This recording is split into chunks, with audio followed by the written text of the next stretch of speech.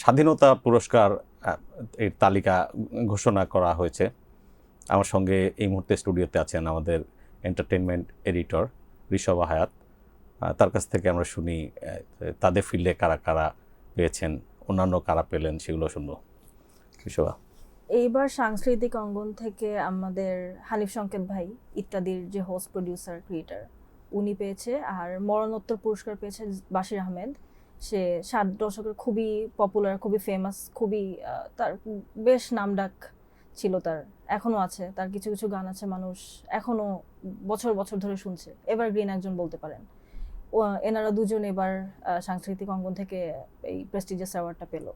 হানিফ সংকেত বেঁচে আছেন এবং ইত্যাদি অনুষ্ঠান করে যাচ্ছেন। আর জনাব বশির আহমেদ মরণোত্তর পেয়েছেন। তার কিছু তার কাজ সম্পর্কে যদি আমাদের আরেকটু বিস্তারিত।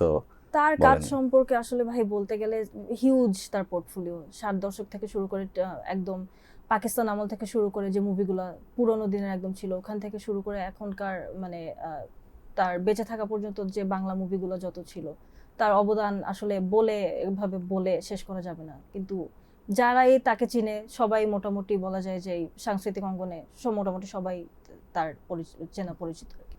এর বাইরে আপনার সাবেক প্রধানমন্ত্রী প্রয়াত বেগম খালেদা জিয়া পাচ্ছেন মরণোত্তর। জি, ওনাকে মরণোত্তর পুরস্কার দেওয়া হচ্ছে। ওনার পুরস্কারটা দেওয়া হচ্ছে কারণ সে আসলে ওমেন্স এডুকেশন নিয়ে যে পরিমাণ কাজ করেছে বাংলাদেশে, গণতন্ত্র প্রতিস্থাপন করার পিছনে যে পরিমাণ কাজ করেছে, এইগুলোর বেসিসে। আর তার সাথে ডক্টর জাফরুল্লাহকে দেওয়া হচ্ছে। ওনার তো আসলে অবদান মেডিকেল সায়েন্সে, গণস্বাস্থ্যের প্রতিষ্ঠাতা। জি, ওনার অবদান মেডিকেল সায়েন্স এবং সোশ্যাল ওয়ার্কে আসলে অসীম।